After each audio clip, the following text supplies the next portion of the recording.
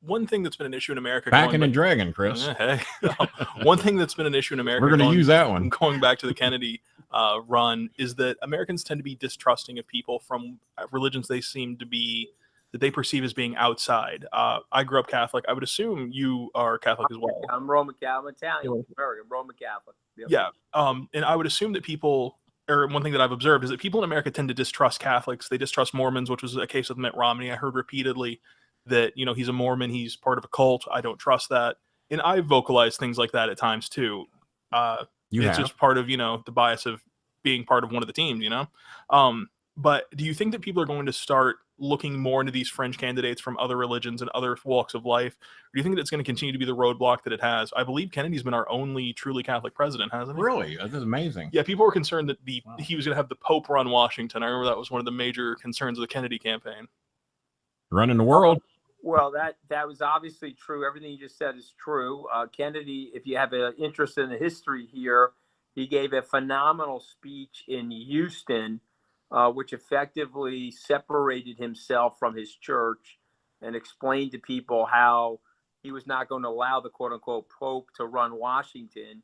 He then went on to win the West Virginia primary, which was like 97% Protestant and had very few Catholics there. So that was a big deal for Kennedy. I would say that the Iowa primary the Iowa caucus was a big deal for Barack Obama. And then by March of 2008, you may remember the Reverend Jeremiah Wright came on. Mm-hmm. Apparently he was in his parish and he had said some nasty things about the country. And I recall that. But Barack Obama gave a really unbelievable speech about race in America, having grown up with a white mom and a black dad that unfortunately wasn't around. He really captured and pulsed out a lot of things that people were feeling. So in Kennedy's case and in Obama's case, they were able to talk themselves out of that position that the American people had and talk the American people into a position that they could be trusted despite their backgrounds. In Mitt's case, Governor Romney's case, there was no way that was going to happen because the evangelicals, you know this from your Catholic theology, we believe in the Trinity, the unification of the Father, Son, and the Holy Ghost. So do the evangelicals. And since the evangelicals literally interpret the Bible, what Joseph Smith said in the Mormon church when they asked them, he said, oh, no, there's three separate entities. And maybe he didn't necessarily mean that. But once he said that, the evangelicals view the Mormons as worshiping more than one God. Okay. Yeah. So they would never vote. They would never vote for Governor Romney. And so if you look at the evangelical turnout for Trump versus Romney, it was a 150% increase. So yes, I think people from fringe religions will have a hard time. I think the Catholic stuff has gotten better. I'm not saying it's completely cleansed, but it's definitely better than it was in the 1960 election. Since the 1960 election, and remember, John Kerry is a Roman Catholic, and he ran in 2004. He couldn't beat a sitting president, but he came close. Don't forget those that. I liked Kerry personally. Mm-hmm. I liked him. So listen. I mean, we're getting there to what I would call that post-racial, post-religious society. But where we're not is in what I would call a post-partisan society. And so we have to get there, fellas, because we have to look at these policies. We have to say, okay, is this right or wrong? We are looking at these policies and saying, okay, are they left or right? And so we've got left or right policies, people clinging to them, as opposed to what's right or wrong for America. I'm more concerned about right and wrong and less concerned about left and right, particularly at this stage in America where we really do need to re-engineer our governmental system so that we can have some level of progress. As an example, we have no 25-year plan, no 25-year plan for education, no 25-year industrial policy, no 25-year plan for infrastructure. The Chinese, they have 25, 50, and 100-year plans. And we've got Speaker Pelosi and Senator Schumer fighting it out with President Trump over 2-minute cable news cycles, when we need to sit down and we need to have a 25-year plan for America to manage and reduce the debt. I couldn't agree more with that. Handle our entitlement programs. I mean, what are we doing? And by the way, you can't find a politician that has a 25-year plan. Probably not. I haven't heard it. Do you think that the 24-hour news cycle, as you mentioned it, I lived in Germany for a while. My wife, Mayara, was born in Brazil, raised in Germany. And if Mayara is watching upstairs, we'd love to have you come down. You just made the dean's list. You'd add a lot to the show. Yeah. So if you're watching, come on down. Anthony would love to meet you. Come on down. Congratulations on the dean's list. Yeah. I didn't make it. Brazilians are never on time. It's one of my favorite parts of the culture.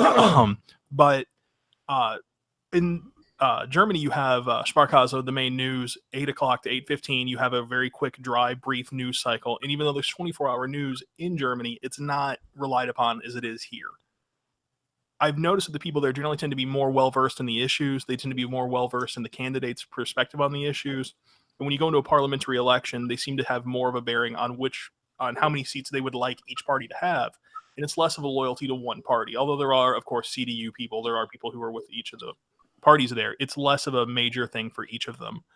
Why do you think that America tends to hang on to these two parties? And why has it been so long since we had a party dissolve? Well, and Japan has many parties as well, right? No, they mostly have one party that's incredibly successful. But I thought they were multiple parties. I mean, they do. Every country has multiple parties, but Japan's mostly been one party forever. Okay.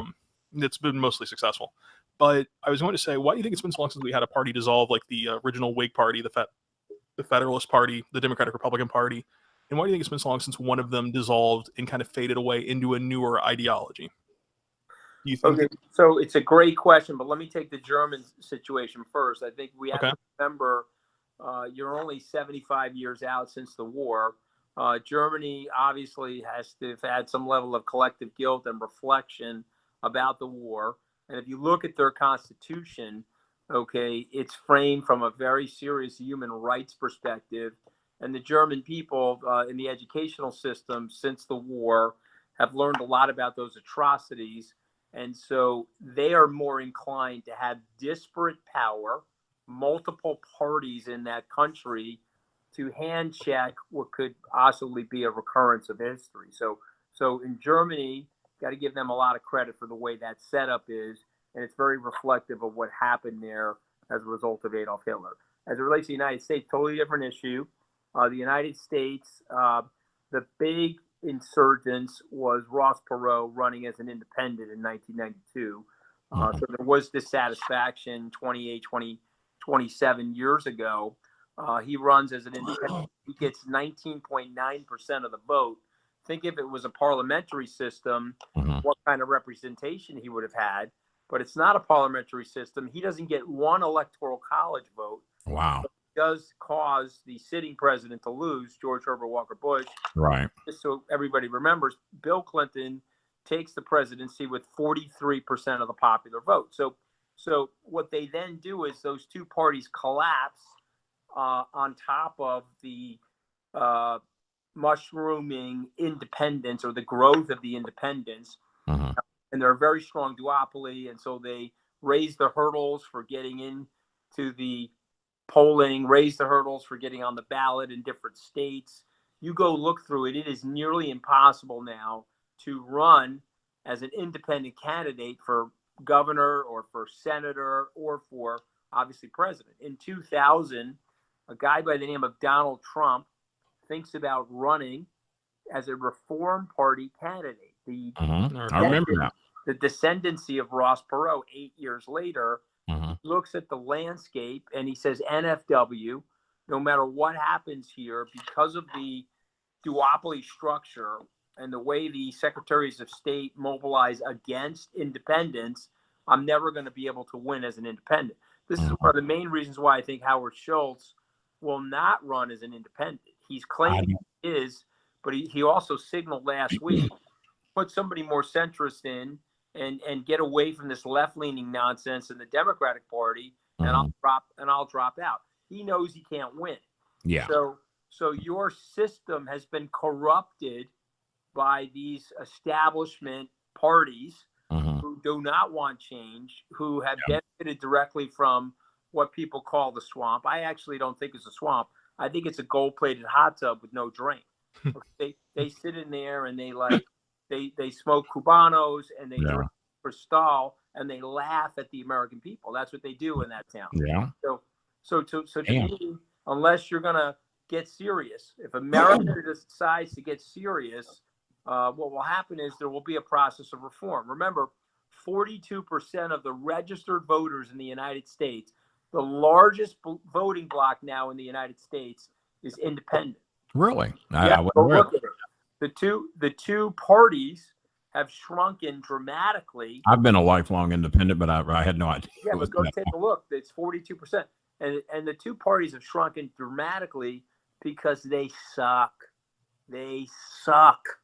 Okay? You'll get no arguments from me. That's why I've been an independent. They're actually blood suckers and parasites on the American people. And so now you got 42% of the people are independent. Wow. They got nowhere to go because these two parties have gummed up the system and raised the speed bumps to get into the game.